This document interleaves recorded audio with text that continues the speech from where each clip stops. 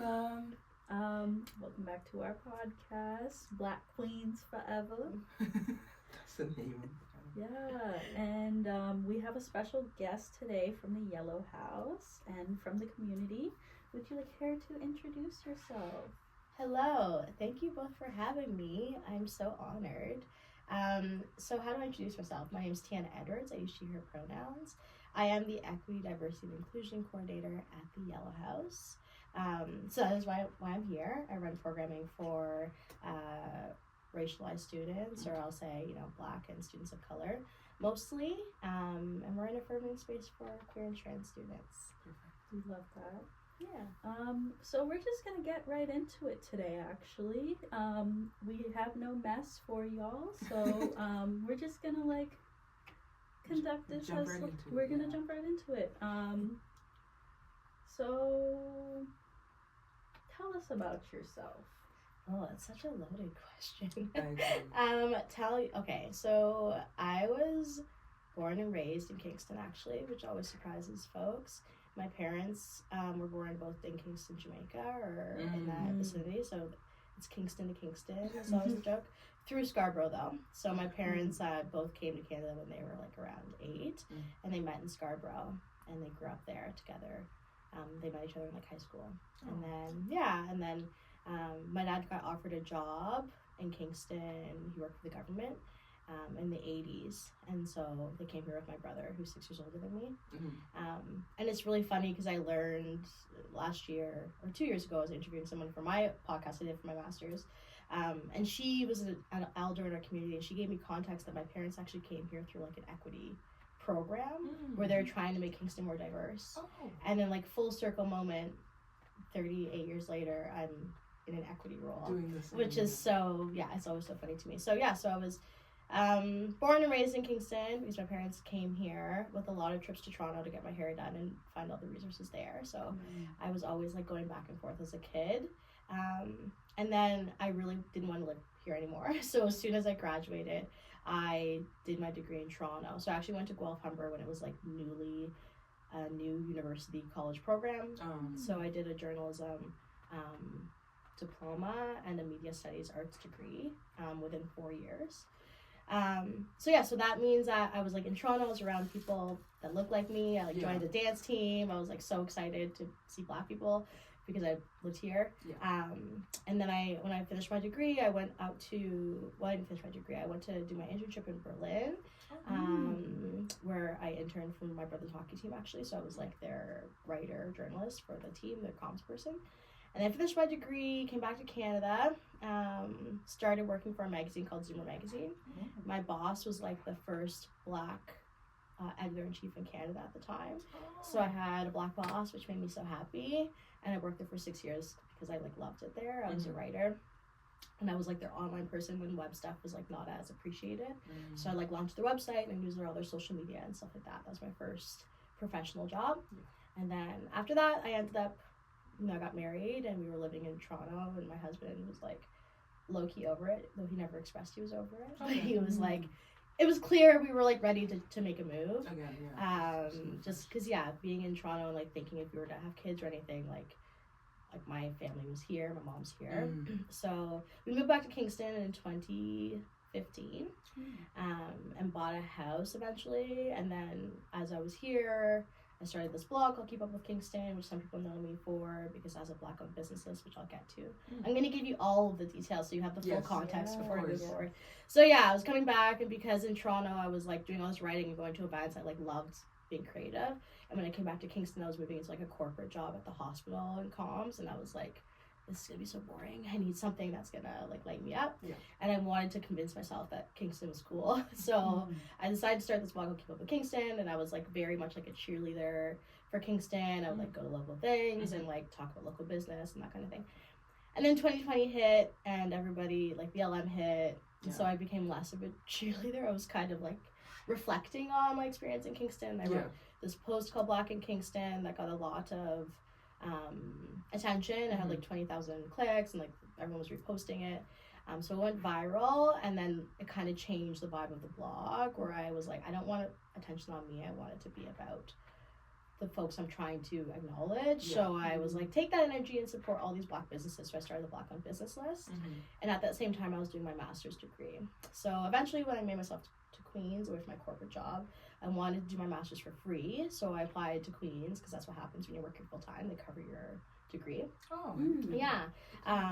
And so since we were like trying to have a kid, I was having miscarriages transparently, which happens, like you can't control life, but the best thing to do is to not focus on it. So I decided to start my master's in cultural studies, and that's when I was kind of doing more of this like equity lens, like realizing how much everything's linked to white supremacy. And I was kind of trying to put my equity lens on my current role, which was around my role at that time, which was an advancement, which wasn't exactly the vibe, right? And so in that time, everybody kind of knew about the blog at this point, and there was just a lot happening where it felt most appropriate for me to apply to something more related to my degree that I was working on.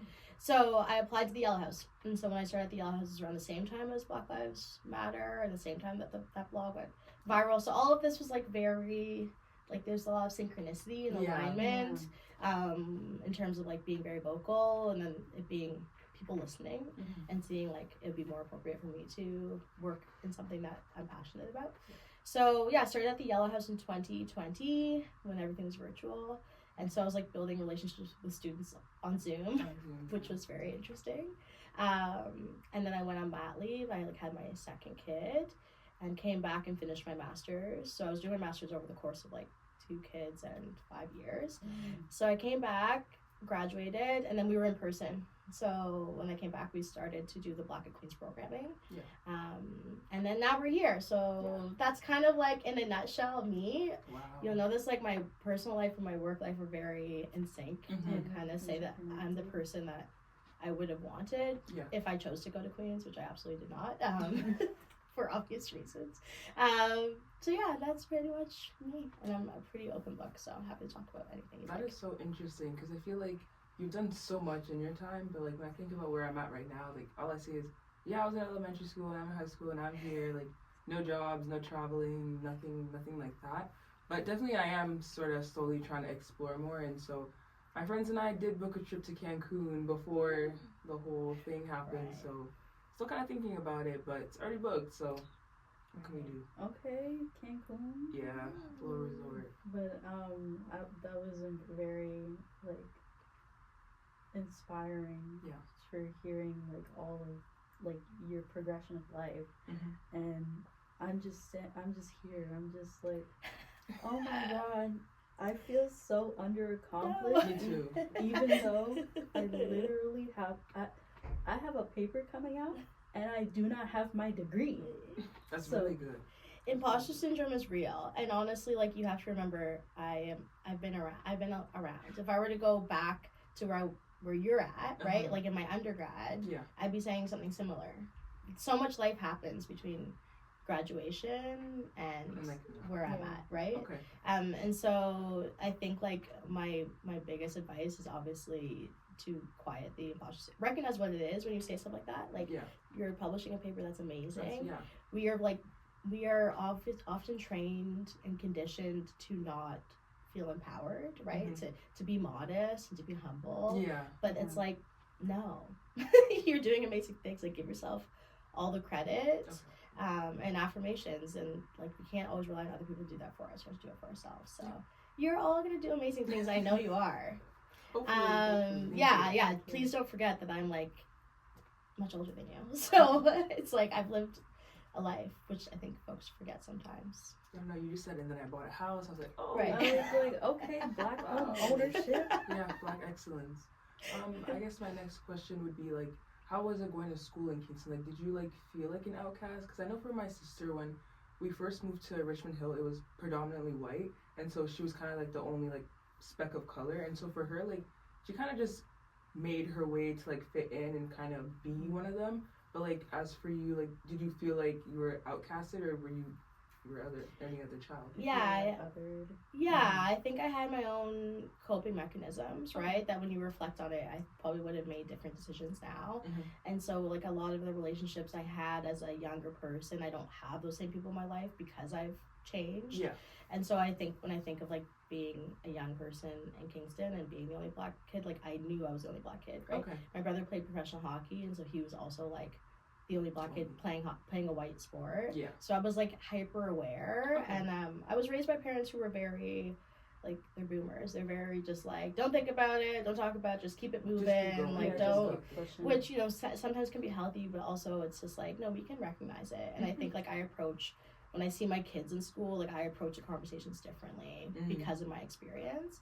So yeah, definitely I was definitely like othered. I was definitely like the only black kid. I felt like I was the only black kid. I had kids touching my hair, like all those things, all those microaggressions. Like I lived through all of them, and it's like it is what it is for the time, and it definitely shaped who I am, right? So I appreciate, I guess, the perspective and the growth. Some folks kind of like sit in the way that they are and then they continue that way, but I think I have reflected, and I just moved differently.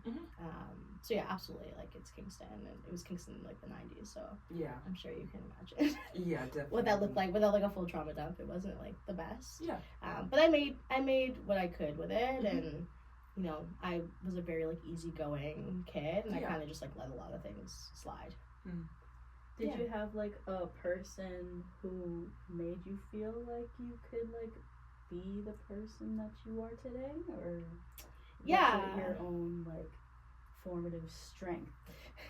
No, I have to give my mom some like credit. Obviously, we like love our moms. I have to give my mom credit, as much as like mother-daughter relationships are always complicated. She was definitely always encouraging me and pushing me, and like she put me in every activity. Like she put me in dance. That's okay. She put me in dance. She put me in gymnastics. She put me in acting. And my parents they were activity people, which actually was good because it kept me really busy. As a parent now with kids in activity, I'm like, I don't even know if this is sustainable. I don't know how they did all this. They were just like running me around from activity to activity. I'd have like gymnastics in the morning, and I'd like have school, and I'd have dance at night. But I think like that all gave me a lot of confidence, right? Like I was like on stage a lot, and I had to really like stand up for myself a lot, like in terms of being in these environments where it's like, you're center stage now. And I think my mom really empowered that. And so like I have to give credit to her for being that person, to be like, you can do this. Like it was, she was very affirming and very like, she was like a high level parent. Like she just did everything for me. So yeah, she's definitely the person I would give credit to. Lovely. That is really lovely. I remember like growing up in that kind of environment too, because I grew up in the dance community, and the way that they would treat you is like, you're fat, get skinny, stand up straight, do all this. And then I never had that like close relationship with my mother. I was a daddy's girl, but like my father's kind of insane, like from what I like know now. But honestly, like I never had that kind of like encouragement. But if I had that kind of encouragement, I feel like I would be like a lot different today than I am now. But I think like honestly having that relationship with your mother like builds like so much confidence, and it also like helps you, well, with the case of like parenting, it tells you what to do, what not to do. And like I think you're raising like two strong girls, especially like with the dance community changing nowadays into less you're fat and like more you're good, but we need you to be great. And putting them on stage like definitely builds the confidence. And I do like, I'm a performer through and through, and I honestly think that it really helps with those sides of your brains. I agree. I think even for me, like also growing up, like my parents weren't very much like oh, you're black, like just kind of deal with it type of thing. Like we didn't really talk about racism. Yeah. I don't know if it's maybe just like an African thing as opposed to like maybe an African American thing. But like yeah, we never really talked about racism, so it's kind of just like it is what it is. And so like especially in high school, I definitely always gravitated more towards black people. And even here I've only gravitated more towards black people. Like in any other like thing, like I remember I was on the MSA, like the Muslim Student Association, and I just didn't feel like very welcome. And I didn't feel like very much like one of them because it was mostly like predominantly Middle Eastern people. And so like I had to quit. Like I had to just be off the team just for myself. And so instead I joined like more and more black stuff. And like when I tell my mom about it, my mom's like, oh, like how's the Kumsa going, like Queens U Muslim Student Association? She's like, how's that going? I was like, oh yeah, I quit. And she's like, what? And I was like, yeah, but I'm on like AXA, I'm on this. And she's like, okay, like you know what I mean? Like it's not as important to her, but it's important to me. So I'm very happy that I was able to kind of find that for myself and also like be accepted like right away. And yeah. Yeah, I think like as you get older, you reparent yourself, right? Yeah. So I think like the best thing about like self-awareness and definitely with dance, I mean, there was a lot of comments about my body for sure. I was also a gymnast, so I was pretty like muscular, and my ballet teacher was like really old, and she would be like, "This is your thighs are too thick, your butt." Like there was a lot of that for sure in dance. Like I will recognize that, and also I was a kid in the '90s, which is like. What you think about right now with like Ozempic, like it was just the same in the 90s. We've kind of come back to like the like everyone's thin, everyone's skinny, like white supremacy, like the cycles continue, right? It wasn't really like a acceptance, body acceptance time. But yeah, I think like as you get older, for sure, you just learn to reparent yourself, and then like if you decide to have kids, like. Also, I like never comment about like food or weight in front of my kids, and like I'm always like correcting adults who like comment about that type of stuff because like the stuff is so conditioned in our brains, right? But yeah, that's the joy of getting older is that you can recognize the healing that you need, and you can be that person for yourself, and kind of like that positive self-talk is so important, and having the autonomy and like you saying that like this isn't working for me, like that's the best part of being away at university, to be like it's not working, like I have the agency to make decisions for myself, and to like not always have like a parent in my ear and only listening to that perspective, which is really exciting. 100%. So like I think we're gonna stop here right now. When we come back from our little break, we'll have more questions. And we are back. Let's reintroduce ourselves. I'm Tianna. I'm the EDI coordinator at the Yellow House. And you already know who we are. So no introductions needed. I guess the question I have for you is, what does being black mean to you? Wow. That is always a really big question for me. I think what I've been reflecting on about blackness, especially today, is like carrying both sides of what being black means. Like right, like historically being black means like we carry a lot with us, like in our bodies, and it's like everyone talks about our resilience because like we have that because our ancestors did a lot, right? And like we literally it's epigenetics, it's carried in our bodies, which means we are really resilient. But then I also think that being black in 2026 is the permission to not tap into that resilience and to like tap into the thing that we haven't had permission to do, like that our ancestors fought for. Our ancestors fought for us to get to be soft, right? Like it's like they did the things for us to like let our guards down and to like lower our cortisol. So I think like being black to me means like recognizing the history that I carry in my body, but then also recognizing the time that we're in and the permission I have to not always feel like I'm on defense or that everything is okay. And recognizing when things are hard and knowing that I also don't need to be everything to everybody. I think like the model minority thing is real, like especially as a black woman. It's like people just have such high expectations of us and we feel like we need to do it all, and like I did my master's pregnant twice, so I know that I've been that person. I think for me also being black is being like, actually I don't need to do all that. I don't need to, like the only person I need to impress is myself.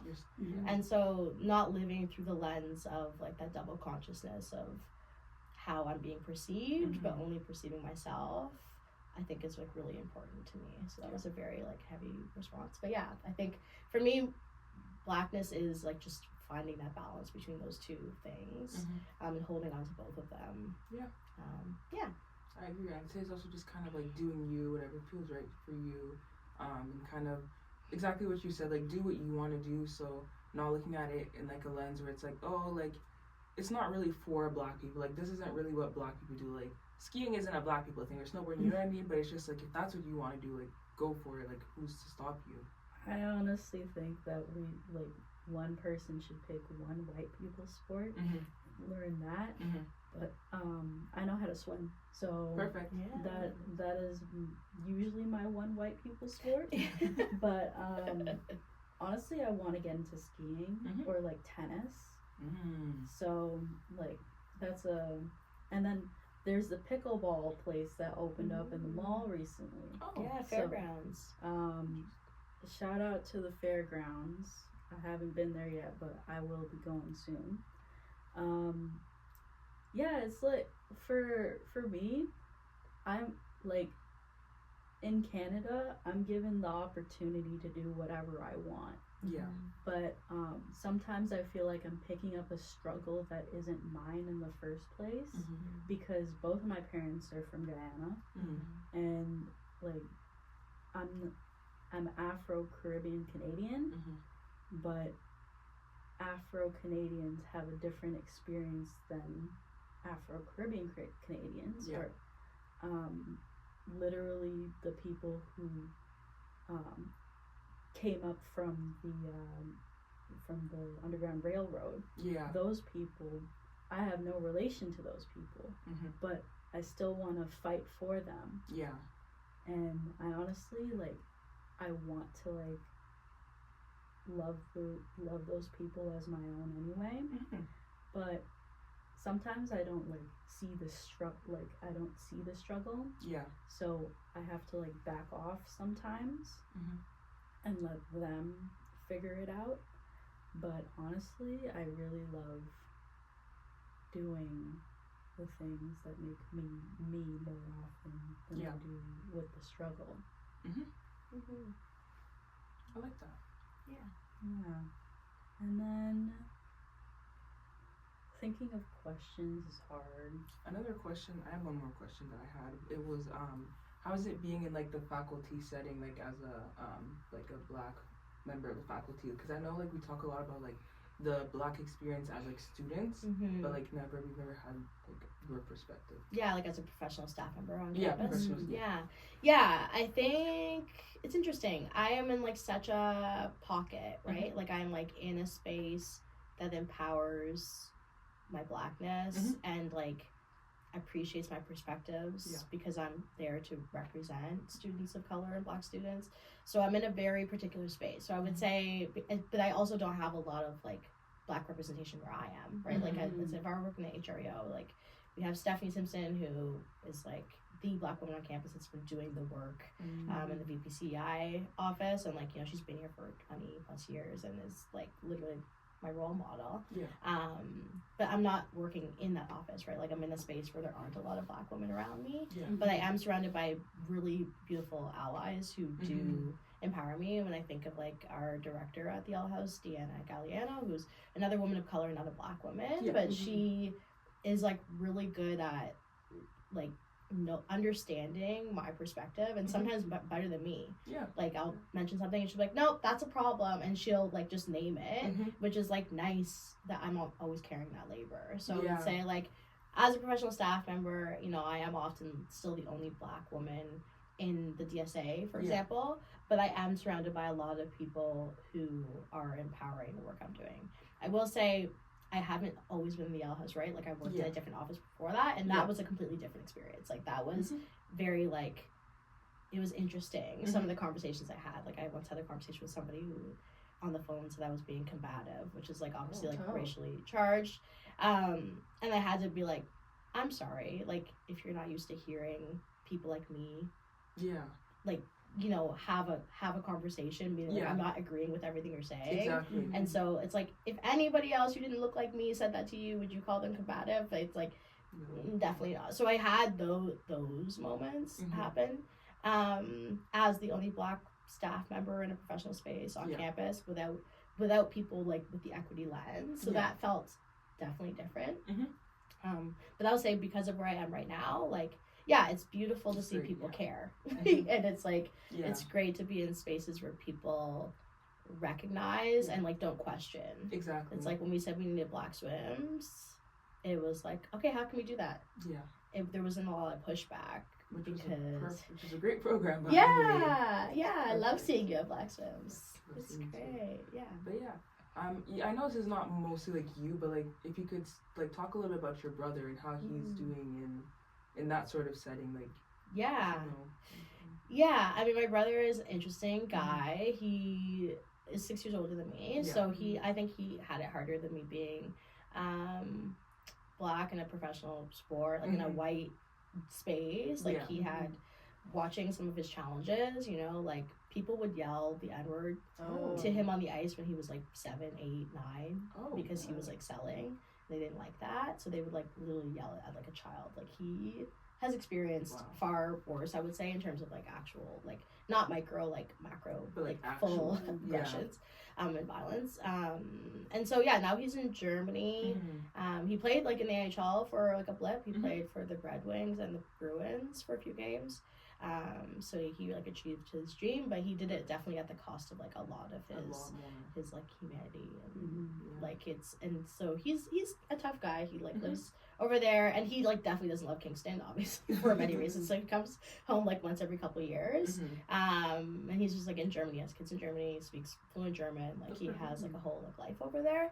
And he lives over there, and there's pockets. It's like funny how white supremacy is global, right? Like it's like no matter where you are in the world you face. So he's had his challenges even in Germany and playing there. Like like it's like trigger warning, like they would like throw bananas at him when he get off the bus and stuff like that when he'd go to games, and then they'd realize that he scored goals, and then they're like and then they would like him, which is like so funny how like blackness is perceived. It's like if you can serve me or do for me, then like we like you. You're good. But then it's ironic, isn't it? It's like slavery and like it's just so ironic.